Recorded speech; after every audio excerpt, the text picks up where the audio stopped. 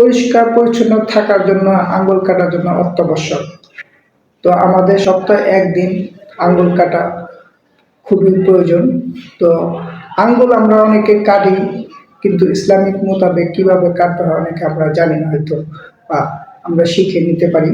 প্রথমে এই পাঁচটা আঙ্গুলের নাম হচ্ছে, এটা বৃদ্ধাঙ্গুলি, এটা তর্জনী, এটা মধ্যমা, এটা অনামিকা এবং কনিষ্ঠা।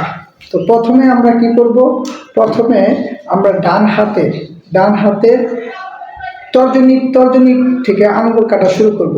তারপরে তর্জনী আঙ্গুল কাটা পরে তর্জনী কাটা মধ্যমা কাটবো, তারপর অনামিকা কাটবো, তারপর কনিষ্ঠা কাটবো, তারপর আবার কনিষ্ঠা কাটবো, আবার অনামিকা কাটবো, আবার মধ্যমা কাটবো, তারপর তর্জনী কাটবো, তারপর আমরা বৃদ্ধাঙ্গুলি কাটবো, তারপর লাস্টে ডান হাতের বৃদ্ধাঙ্গুলি কাটবো।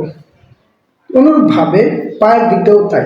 প্রথমে ডান পায়ে প্রথমে তর্জনীটা কাটবো, তারপরে মধ্যমাটা কাটবো, তারপরে অনামিকাটা কাটবো, তারপর কনিষ্ঠাটা কাটবো, তারপর একই রকমভাবে বাম পায়েরটা কনিষ্ঠা, অনামিকা, মধ্যমা, তারপর তর্জনী, তারপর বৃদ্ধাঙ্গুলি, তারপর ডান পায়ে বৃদ্ধাঙ্গুলি কাটবো।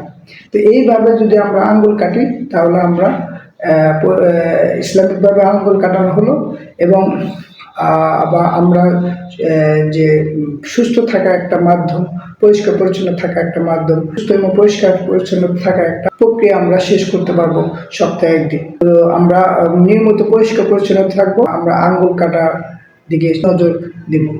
তো সবাই ভালো থাকবেন, সুস্থ থাকবেন। আসসালামু আলাইকুম। তো প্রথমে এভাবে আমরা আঙ্গুল কাটতে পারি।